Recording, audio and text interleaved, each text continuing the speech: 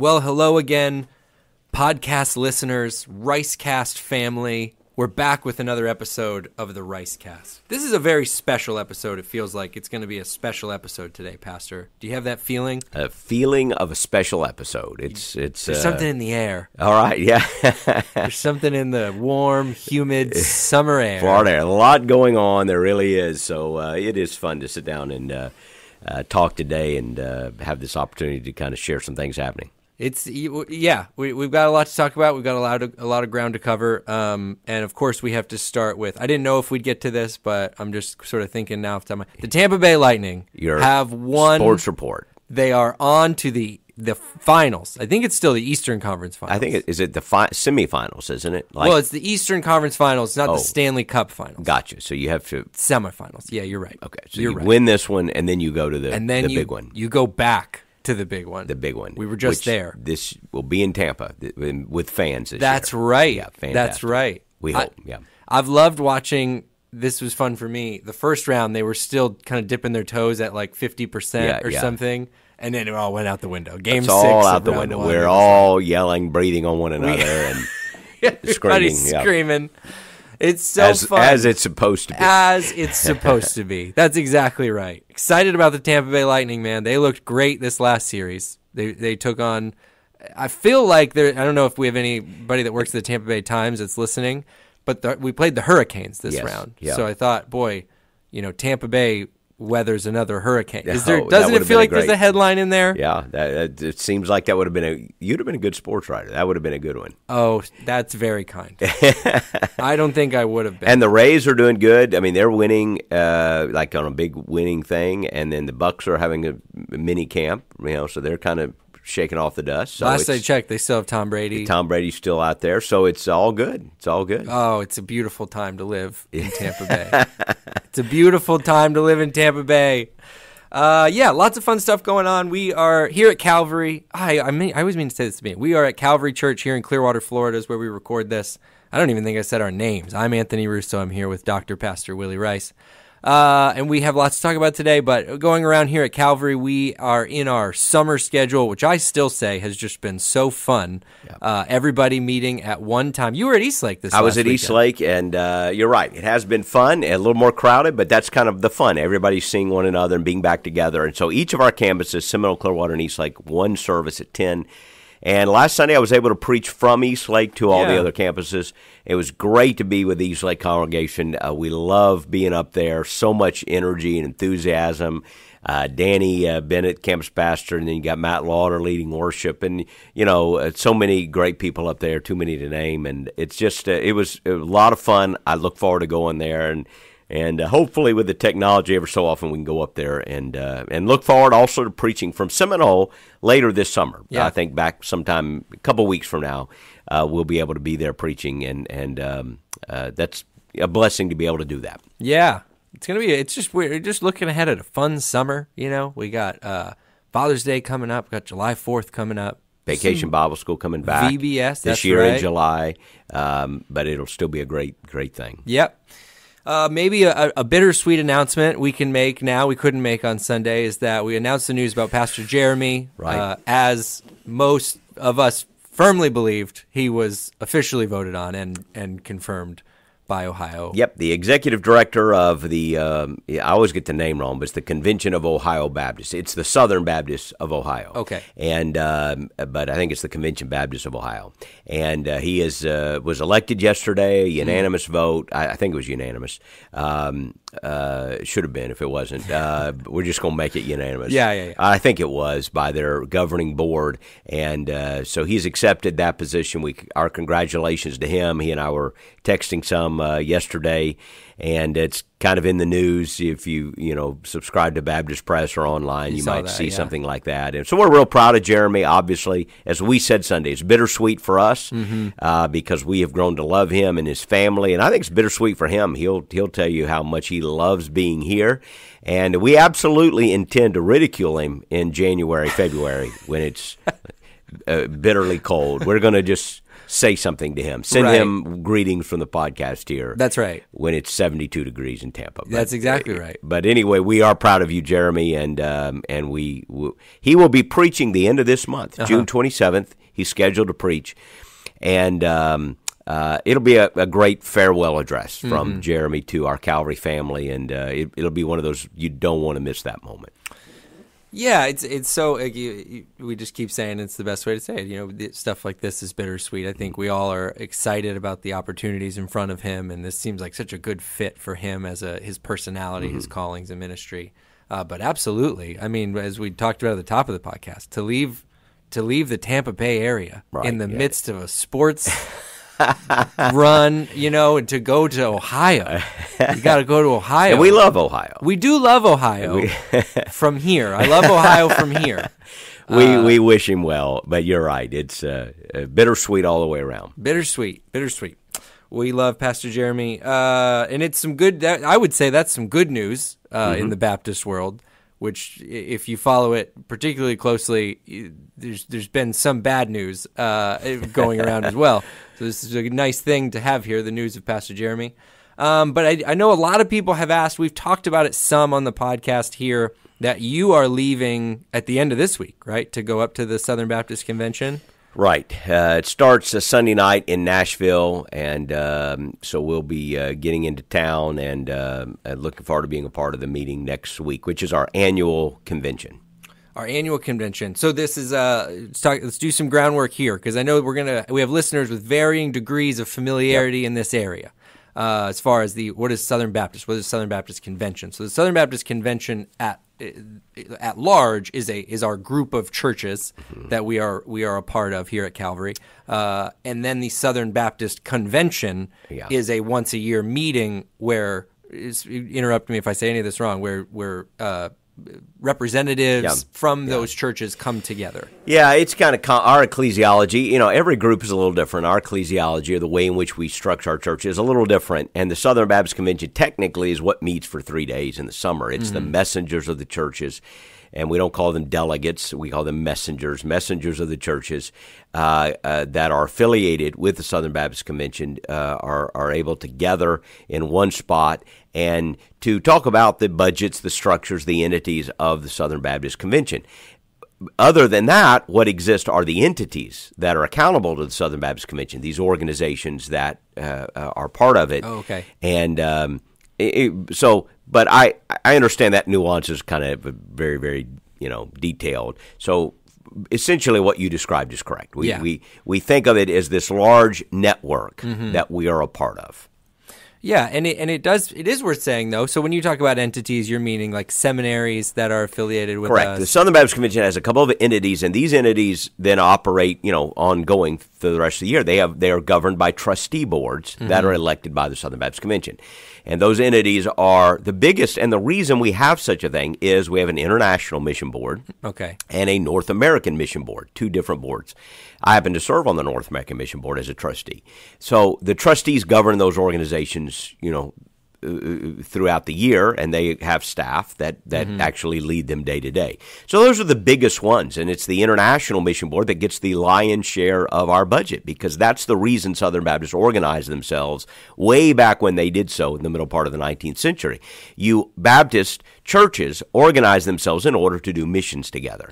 And so today we have an International Mission Board, a North American Mission Board. Then we have 6 seminaries that train church leaders, and they're scattered across the country. And we also have an entity known as Lifeway, which is kind of our publishing house. Yeah, that's right. So you get a lot of curriculum and Bibles and things that come out of Lifeway. And then some others that are lesser known are the Guidestone entity, which is basically the retirement financial arm of the church. So churches, help their staff members have retirement through that. And then the Ethics and Religious Liberty Commission, which is a smaller entity, but sometimes the most controversial one, which is involved in lobbying for religious liberty and speaking out about ethical values that reflect Southern Baptists. So those are the entities of the Southern Baptist Convention. And so all of these pieces, all of the entities and the churches that are a part of this all come together once a year. And that's what we talk about. A couple of things. Again, I just want to keep everyone up to speed. So sometimes you might hear us refer to, or someone around the church refer to NAM, and that is short for the North American Mission Board, or IMB, and that is short for the International Mission Board. I just don't know. Sometimes you get used to the vernacular, and people don't know. And again, I loved covering this today, although I'm sure there are some people, like, if you have zero interest in discussing this, this would be a good time to, tune in another podcast of true crime or something, because we do want to just chat about it today. Yeah. But we do know we've got a lot of people, the majority of people that join Calvary do not come from a Baptist background. That's just the nature of our area. And so, they're usually part of some denominational network or whatever. And but it is helpful to learn this is our network. This is kind of how we do our missions.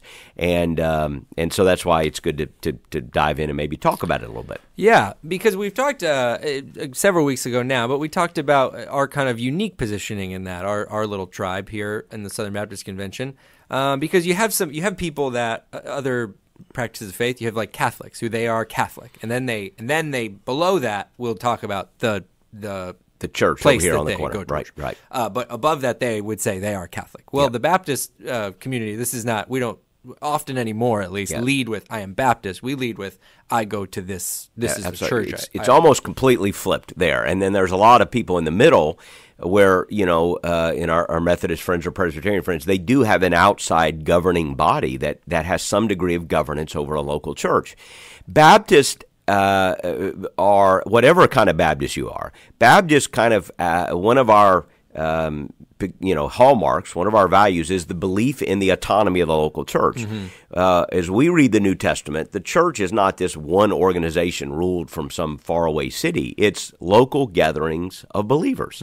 They are autonomous. They are self-governing. They own their own buildings. They determine their own programs.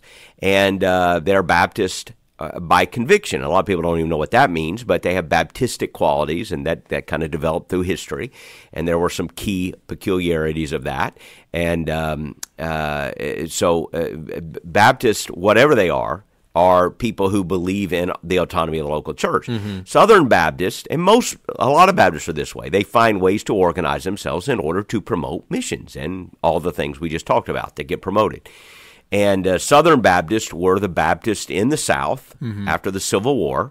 So there's some good and bad in the history, but when you had the Civil War, there was a break between Baptists in the North and Baptists in the South. Southern Baptists organized themselves, but grew in the 20th century, particularly, to become the largest denomination in America, the largest non-Catholic religious organization in America is the Southern Baptist Convention.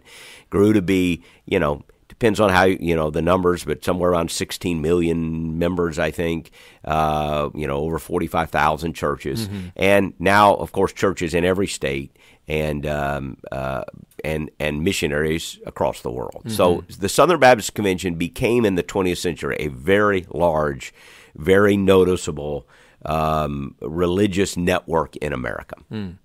And I don't want to spend too much more time here, but again, just to reiterate, when we talk about churches working together to do something like missions, if your only familiarity is with a church like Calvary, we're a church of our size, we're a pretty big church, you would think, well, Calvary can do quite a bit in missions just on their own, and that's true.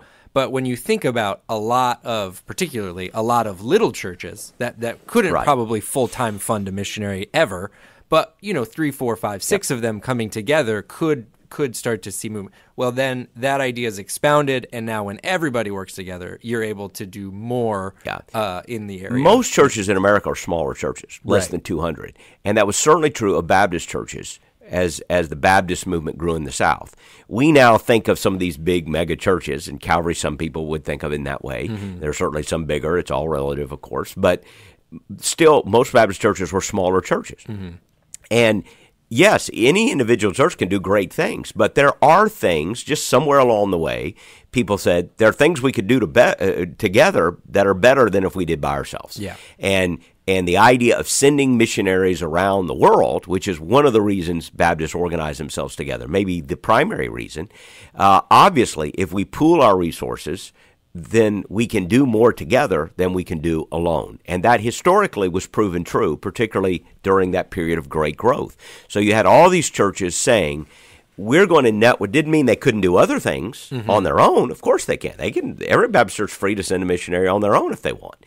But it meant we're going to pool some of our resources and it became known as the Cooperative program. I sometimes just call it the Cooperative mission strategy because that communicates to our people what it means. It's the way in which we cooperate with other like-minded churches to fund primarily international missionaries and church planting or missionaries in North America. Those were the bulk of where the money goes to that we send to our Cooperative program. And I'll say this too, just because it just hit me when we were talking. I think there's also a Baptist disaster relief team. Isn't that something that's done? This gets organized and gets kind of complex. It's not a separate entity, but our North American Mission Board works with the Baptist Disaster Relief, and each state convention then organizes itself. So within this Southern Baptist Network, you have the Florida Baptist Convention, the Georgia Baptist Convention. So these are the Baptists within the state.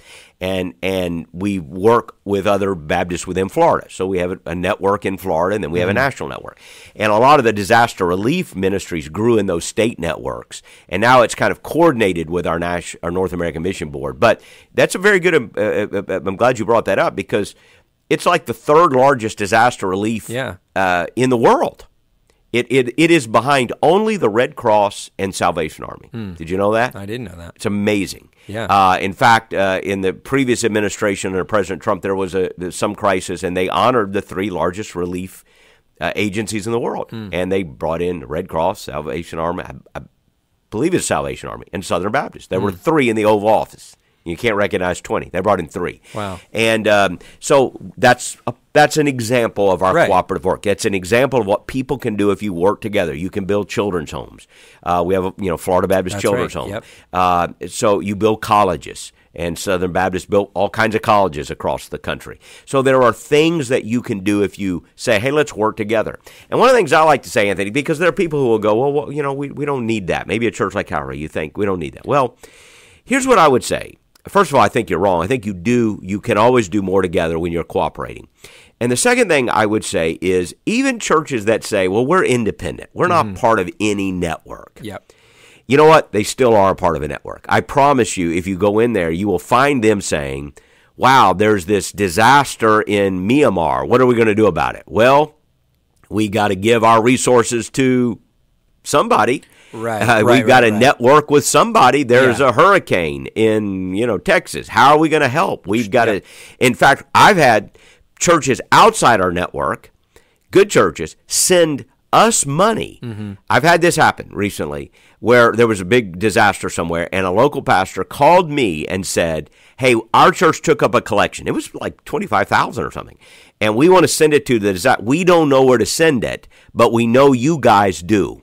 So we'll just send it to Calvary, and would you send it to your network? And I thought it was pretty cool because he recognized, hey, you guys do have the network. Yeah. The point is, everybody's going to network when it comes to those global issues. And this is just the way we do it on a consistent, regular basis. And so I'm glad we spent some time there doing some foundational work because I think a lot of members, attenders here at Calvary would not even know that they are either actively or passively contributing to these type of things. Probably a lot of them passively because they just don't know they're going on. That by being a part of Calvary, by being a faithful giver here at Calvary, that you are supporting all the initiatives of our church that we talk about a lot and hopefully you're familiar with. But then also these other things. And every year a percentage of our undesignated gifts, offerings, is given to this cooperative mission strategy called the Cooperative program. And through that, you're supporting international missionaries, church planting, the disaster. All these things get supported because we are part of that network and we lean into that network. And we do lean into that network. And I mean, again, just to button that, being in Florida, you don't have to know us too well to know disaster relief here in Florida a little bit, particularly. We have hurricanes, et cetera, et cetera. Lots of things disasters that need relieving.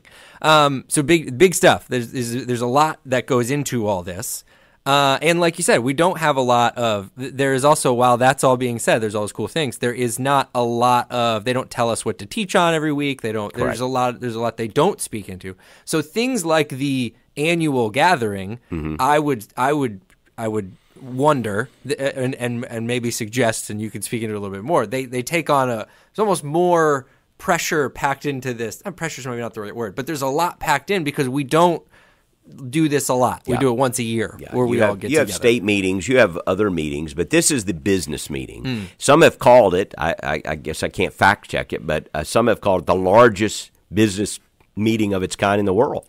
And it really is somewhat entertaining to watch, what are now more than 15,000 people registered. This is one of the largest in a number of years.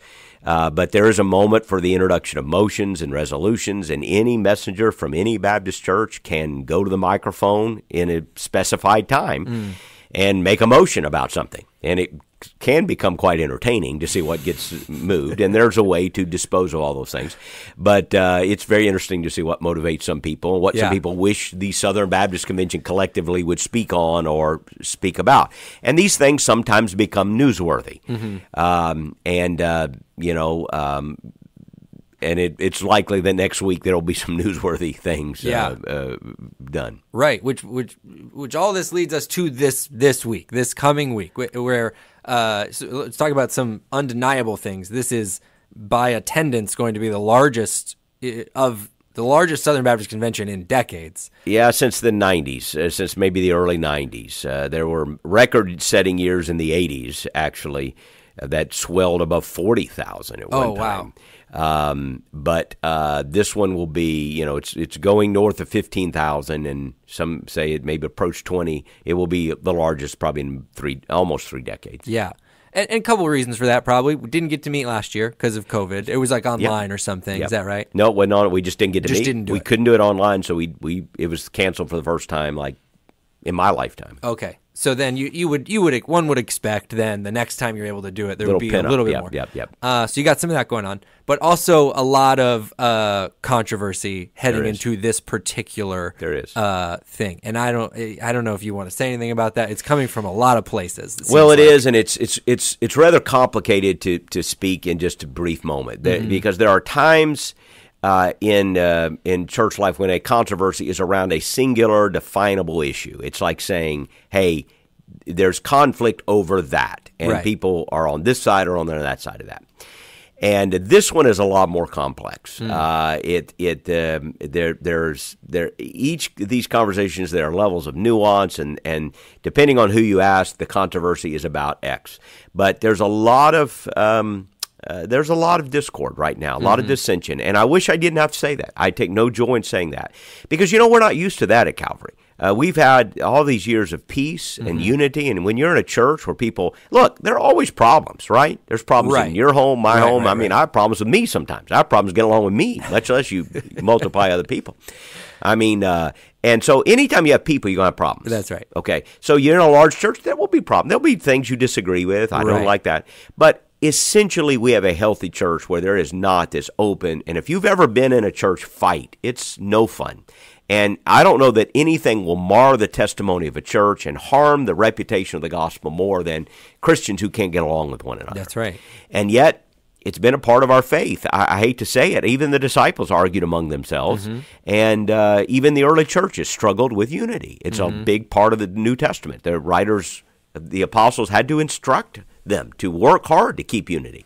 So unity is important. And so we don't have a lot of controversy though right now at Calvary. And so a lot of times people are like, that's fine. Why are these other people mad? Right. What are they fighting about? Right. Well, it's really hard to get into it without taking 2 hours in this podcast to go, okay, let's break down issue 1, issue 2, issue 3. There are some good things written about it. But you know what? It's James 4:1. James 4:1 says, why are there fightings and wars among you? It's your own lust, it's your own desires that are waging war. And I wish I could tell you that everyone is behaving in a Christ-like and Christ-honoring fashion, and most are. You need to remember, most churches are just trying to do their thing. But there are controversies, and I think social media has exacerbated that. I think the lack of meeting last year has exacerbated that. And you have just some tribes that are kind of over here and over there and making this accusation or that accusation. And And it will be a somewhat contentious meeting next week. And again, maybe some of this you're still like, well, I don't really understand. So we'll just back up. Some of this we've talked about on the podcast. And these are just some real top-level things, but you maybe have heard of some of what's rolling into this. So you had Beth Moore come out very publicly say, I'm no longer a Southern Baptist. I think her line was, I'm just a regular Baptist or something like that. But it was very targeted language at the Southern Baptist convention. You had what went on at Saddleback with Rick Warren, where his church ordained some women as pastors. There was obviously a lot of fallout from that. A lot of people with a lot of opinions on that. I think here on the podcast you said there's a great chance there's going to be a group that would like to disassociate potentially one of the largest churches in the convention from the convention. That's a big deal. Rick Warren's a name a lot of people know. And one maybe less people know would be Russell Moore, which is one of the newer ones, and he was ahead of He was the president of our Ethics and Religious Liberty Commission, resigned about 2 weeks ago, and of course a couple of strong letters have been released in the last 2 weeks, and so people may be aware of that name. He was somewhat controversial because, Russ has spoken at Calvary. We've had him, and I consider him a friend. Yet, he had some pretty pointed things to say about President Trump, and so that created some angst among some, and other things. And so, those are some flashpoint issues, and you might add to that in the last week. It's like, what are we fighting about this week? Because like Saddleback's old news now. Nobody's even talking about it. It's like that was 2 weeks ago. Nobody cares. Out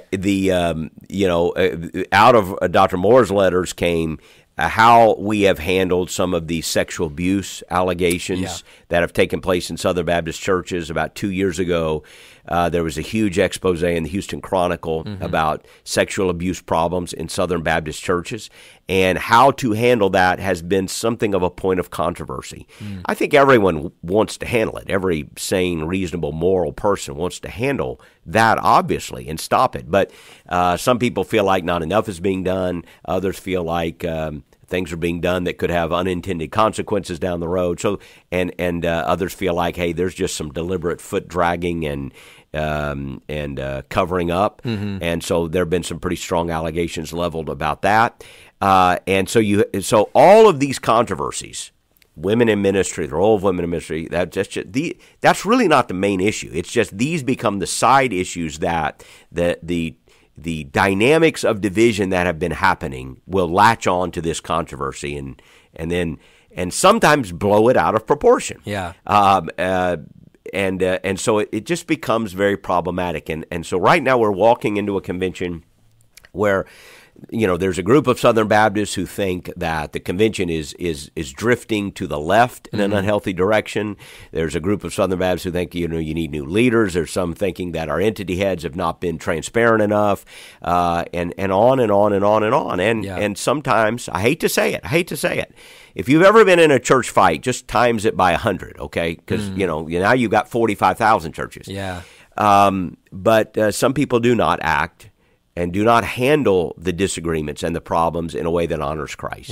And, there will always be disagreements in life, but how you handle them will speak tons about your character and spiritual maturity. And unfortunately, just some things get said and things get done that are just, it grieves the heart of God, and it grieves my heart. My heart's been heavy over the last several weeks, really, really heavy. And I know that people may be asking, well, is it worth it? Oh, yeah. Is it worth it? Yeah. And that's a fair question, because especially I grew up a Southern Baptist kid, so I got it in the bottle when I was a kid. It was just that was in my mother's milk, right? She was Southern Baptist, her mother was Southern Baptist, and that's where I learned about the kingdom of God and the gospel. Now I know the kingdom of God is much, much bigger than us, and I'm so grateful it is. But younger generations who have not been as indoctrinated in Southern Baptist life are going, is it worth it? I love the church. I love the gospel. Right. But is it worth to put up with this nonsense? Right. It's a fair question. I think it is. And I would tell you why. Number one, because I think institutions have value. I know we are living in a day of an anti-institutional bent. There's this distrust of large institutions. I get it, and many institutions have done things that have warranted that distrust. Right. All of us have been lied to. All of us have been schnookered at some point. So I get it. But let me tell you what the value of institutions is. Institutions have staying power. They last. If you can have a movement without an institution, but if you want to have a movement that transcends a generation and goes and passes from a generation to a generation to a generation, at some point it will have an institutional expression. So I often talk to people who are very idealistic and say, well, I don't want an institution. Or they'll even talk about the local church. They'll look at Calvary as an institution. So we're going to have a church without a building. We're going to have a church. We're not going to have all those programs. We're not going to have a big budget. And then you know what happens? They start a church, and then children start coming up, and they go, maybe we should have a children's ministry. Where are we going to put the children? I don't know where we're going to put the children. Maybe we need a budget to put the children. Maybe we need a building, because this has worked for 5 years, but now we just got kicked out of a building. Maybe we need a building. Maybe we need a building we can control and build, And before long, 20 years later, you will have some institutional expression, or that movement will be gone. Right. I promise you. And it may have done some good things, but it will phase out over time if it doesn't organize itself into an institutional expression, at least in my opinion. So that is the value of institutions, that they can have staying power.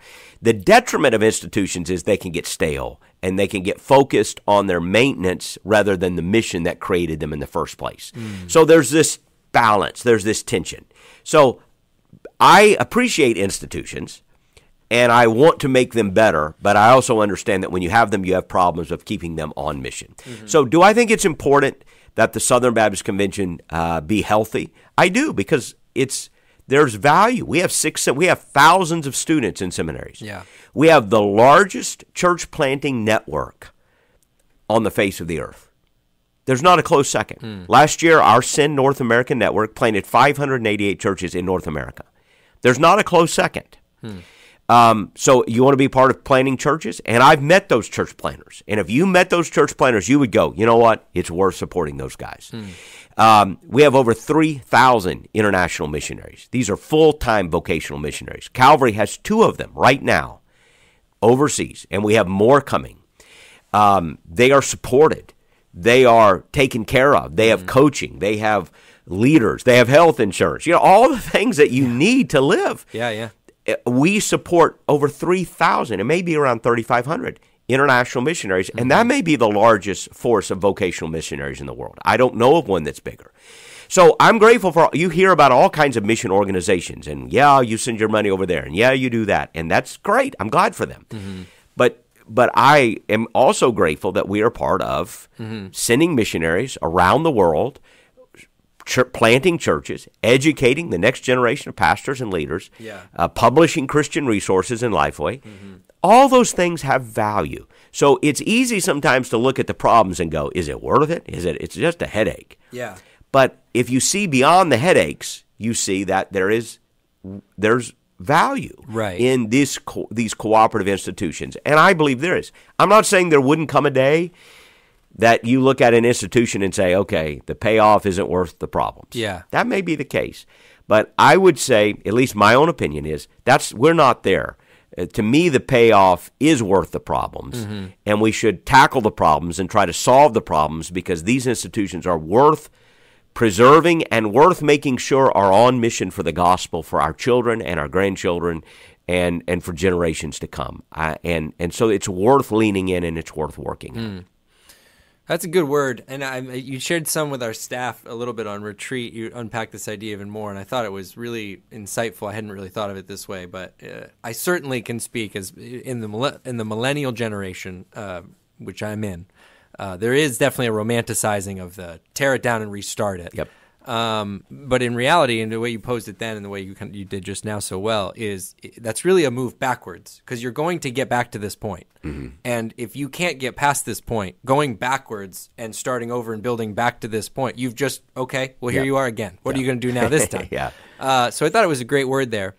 And I think it's good. And I think it's cool that our people might get a chance to see some of this. What we're coming into now is that you have this institution. We've talked about it. It's doing a lot of good things. It's a very large institution making a positive impact in the world. There's a lot of turmoil going on, both below the surface, coming out above the surface, lots of things going on, what's leading into a pressure-packed, cataclysmic meeting. And right in the middle of said meeting is one Dr. Pastor Willy Rice.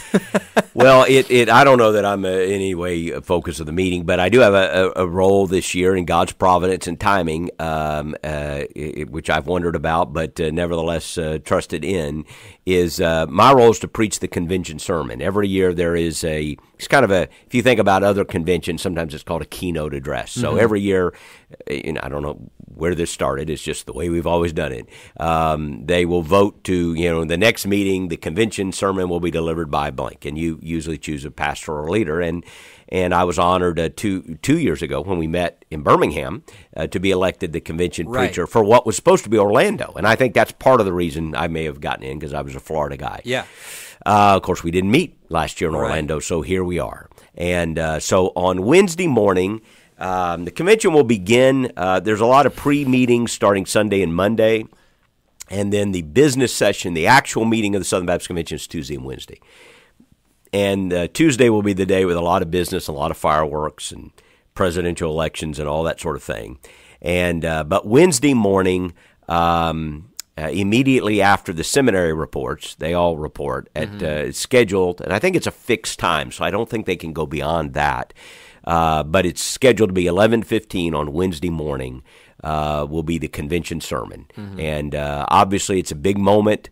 It's an important moment. I've heard many, great sermons through the years in that slot, and I was honored to be asked. And it's something that honestly I've been praying about for 2 years. Yeah, and when it got canceled last year, that was a downer for a lot of reasons. But certainly this year, as a lot of noise and controversy has increased across the convention, my prayer life has increased, and my just focused on what is it the Lord wants me to say. And I do think the Lord's given me a word for our network of churches, and it's I think a bold word, and I'm praying hard and asking our church family to pray with me and for me as I stand to preach to the messengers of the Southern Baptist Convention next Wednesday, June 16th.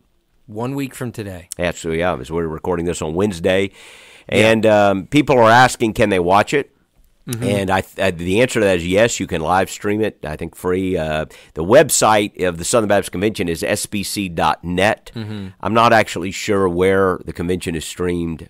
We may find that and put it up, but you can. I'm almost 100% confident you can stream that and watch that. Yeah. So if you don't know where, go to sbc.net next week, or go on the normal places, and maybe at Calvary we'll put something out when we get the exact link. But you can watch the proceedings of the Southern Baptist Convention next week. And just don't get disheartened by the bad stuff, okay? You might see some, people, and you go, why are they behaving like that? Look, there are people within the Southern Baptist Network that I think are behaving badly. I'll just say it. I think are behaving badly, and whatever their view, they've not expressed it in a way that I think is charitable and Christ-like. And there are times people will do things in the Southern Baptist Convention we don't agree with. That we go, hey, that church did that, I don't agree with it. Yeah. And one of the tensions of being a Baptist when you're having autonomous churches, when a church does something you don't agree with, you go, okay, wait, is it such an egregious offense that we can no longer fellowship together?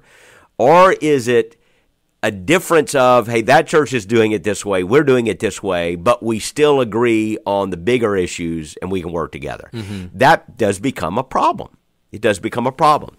So, you will see some of that tension expressed in the coming days. I'm curious your role in it. So in 2019, when they say that, and they say this is going to be, you're going to do this. When the 2020 meeting was canceled, was it automatically? It was. You will be speaking the next one. Yeah, all the elections just kept over because it has to be a convention choice, and the last convention that met had chose. So I actually wondered that myself. I wasn't 1,000% sure on that, but I thought that was the case, and sure enough, they let me know. Yep, you're on the docket. And as you've shaped this message, I mean, how far has it come from your initial thoughts when you say, okay, I'll be teaching in 2020, and this is what Well, if you'll remember, the convention was canceled in March. People don't know, but it was in March. Everything hit. By the end of March, they were canceling the Southern Baptist Convention. And I had been thinking about the message. I had some rough thoughts, but I hadn't written it or put it together. And that far out, so it just stopped. I just, I took a nap instead. So, and then, I didn't worry about 2021 at that point. And the summer went, and the fall went. And you want to prepare a message closer to the actual convention. Yeah.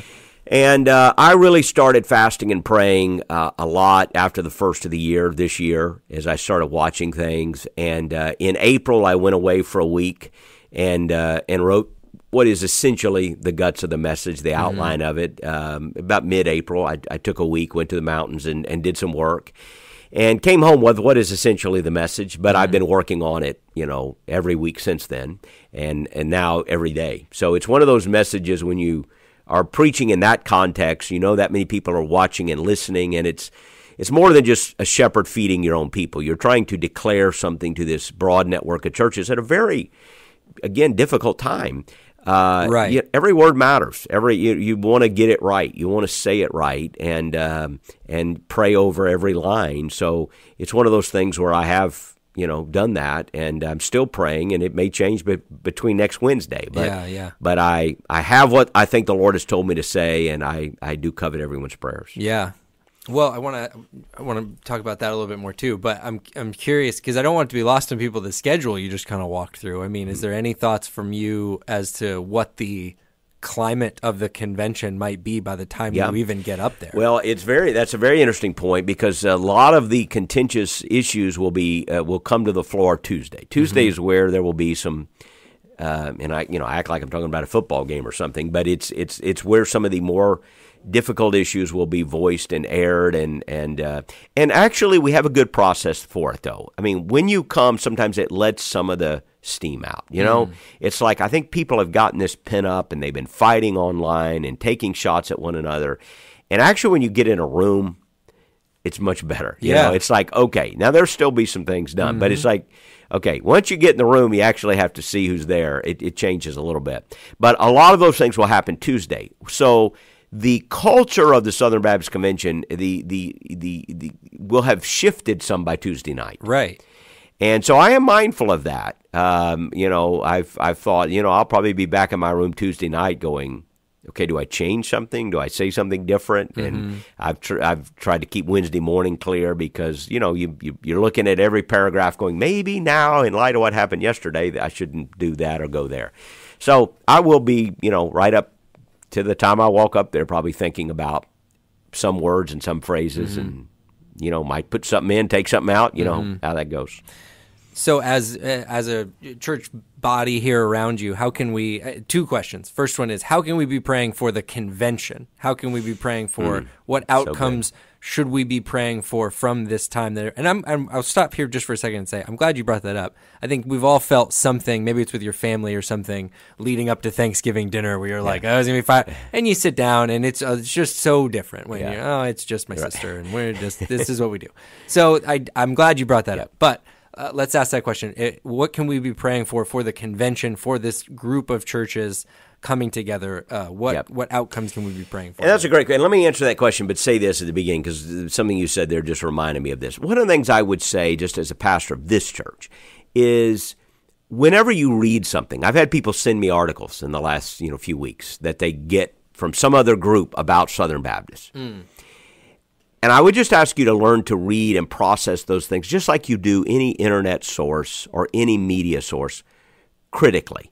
I'm not telling you not to believe it. I'm not telling you there may not be some kernel of truth there, but I'm telling you not to believe it automatically. Because people from the outside of our tribe writing about what's happening sometimes don't get it, and they're looking for a quick article. And sometimes, if it's a right-wing website or it's a left-wing website, they're looking for clicks. Understand how the media works. So if you're reading a conservative website, it's, if they can tell you there's a liberal drift in the Southern Baptist Convention, they're going to get eyes on that article.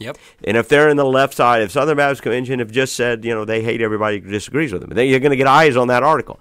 So read those things critically. Please don't just believe them without talking. I'm not saying I'm the expert, and I'm not saying I can answer everybody's question, but get the right information from people who know what's going on. I'm pretty involved. Dr. Westbrook's pretty involved. We've got our team's pretty involved. If you want to know, don't just believe, Dr. Bottlehead, wrote a blog out there and I got it on my internet and somebody sent it to me. I believe me, I've gotten so many of those. Yeah. So many of those. One comes to mind where a guy sent me one just slamming a church in Central Florida and last year. And did you believe this church is doing this, and that? And I just said, I know that's not true. I know that pastor. That's not true. Yeah. That's just designed to get you to click on his blog and, this guy's trying to make a name for himself. That's it. Yeah. It's not true. I know that guy. So when you hear people that talked about, you kind of, you just want to be a little more defensive. Yeah. Now, having said that, I want to answer the question, how can we pray for the convention? I just, do pray for, I don't know how you can pray better than say God's will would be done. To pray for a sense of gospel unity. Gospel unity isn't unity on all things, because there are some things we will not see eye to eye on. That's just true in life. Gospel unity is unity on the big things. And gospel unity isn't a unity at all cost. It isn't, I will compromise anything so that I can have unity. That's not real unity. That's just selling out. So gospel unity, though, is, a unity around the things that matter the most. And just pray, I would say this, that the most strident voices on the edges, who are trying really to draw attention to themselves and make a name for themselves, and they don't see the big picture. They just see one little piece. Pray that, I don't want to say this to sound harsh, pray that God would expose that for what it is. I'm not asking God to chasten anyone. Far be it from me. God needs to chasten me most of the time. Right. So I'm not praying for God to chasten anyone else. But I just do pray that the people who don't have a gospel unity and the gospel mission at the forefront of their heart, that their voices would be kind of exposed and minimized, and that you would see a great group of people that will never be perfect and will never see eye to eye on everything, but will unite around a great gospel mission. Again, the Southern Baptist Convention is the largest network of churches, non-Catholic, in America. That matters. It matters that we should be healthy and on target. Yeah. So pray that there will be that gospel unity, and that the more strident, divisive voices that may have other agendas would not carry the day and would be exposed for what they are. That's good. So then the second part, of course, being here, part of Calvary Church, obviously we all love you. We all have you so much on our minds and our hearts in these next couple of days and weeks. How can we be praying for you as you enter into this? It means the world. There are times in your life where people say they're praying for you. You take it for granted. I hate to say you just, you take it for granted. It's nice. It's a nice thing. And then there are times when you so sense that you need God to show up, that when somebody tells you they're praying for you, your eyes fill up with tears. And it's like if you ever get in the hospital room and somebody says, "Hey, I'm praying for you," you're so grateful because you know you need it. Yeah. And you're praying. And what you're thinking is, man, I hope you mean it, because I need those prayers. I hope that's just not a nice thing you're saying. I need that prayer right now. And when you're in those situations, you feel it too. You just feel that God is working.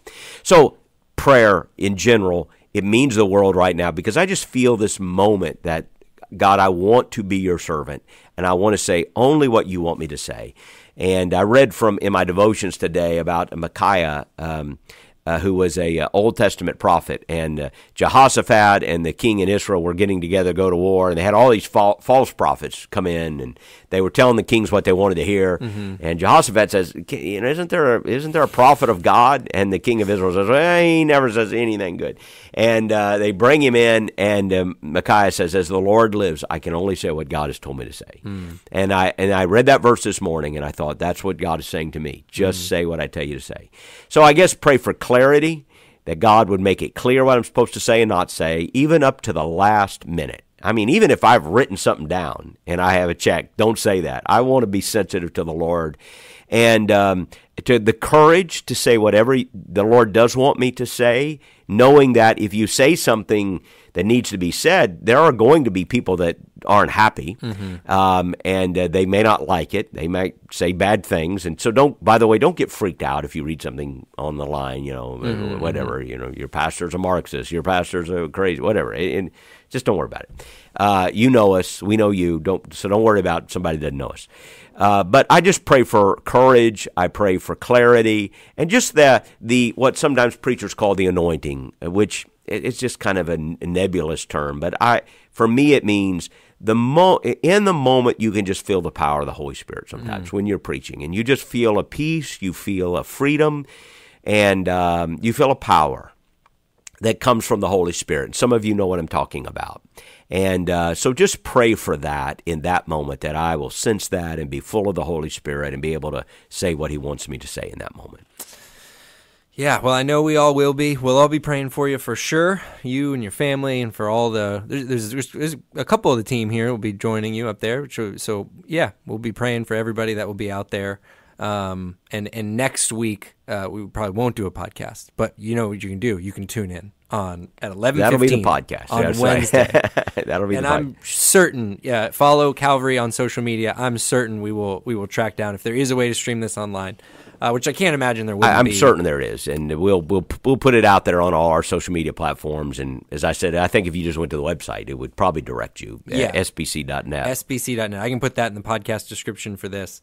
But like I said, we'll share it across all of our platforms on social media. Also, quick note: this Sunday, John Antonucci teaching because you'll be up in Nashville. So I am headed to Nashville early to kind of get in there. And John, John, we're just so excited about John. And the last times he's preached, people are like, "Man, let him preach more. He's fantastic. That's great." And let me tell you, and we always work as a team on the message where the guy writes it and we meet with the team. That'd be maybe fun to do a podcast on how that works sometimes. Sometimes people like to know what goes on behind the curtain. Yeah. But I've read John's message, and let me tell you something. It's a powerful, powerful message. It comes from his own experience. It is an incredible comeback story, and I am telling you, this is not just blowing smoke. This is a message you do not want to miss, Calvary family, this Sunday across all three of our campuses. Man, it is a great, great. One of our guys was in tears yesterday. Wow. As we talked about how important this message was. So, boy, I cannot wait. I hope I can tune in. I don't know if I'll be tuning in or where I'll be Sunday morning or at another church, but you will absolutely be blessed. And pray for John as he gets ready to preach this message. Absolutely. Excited to hear from John this weekend. Again, we are in the summer schedule. So it's at 10 a.m. online. You can join us on the app or on the website or on Facebook or YouTube. You're going to trip over that stream if you're anywhere on the internet. But also here at Clearwater, Eastlake, Seminole, 10 a.m. We'd love to have you join us. And you're going to get there a little early because these are some packed rooms right now. So get there, get a good seat so you can say hi to everybody. It's a fun time here at Calvary. And we will all be praying for you, Pastor, for our team as they're up in Nashville. Thank you so much for listening to the podcast. Thanks for sharing it and for telling your friends about it, leaving reviews. All those things are so helpful as always. We'll be back with another episode here very soon.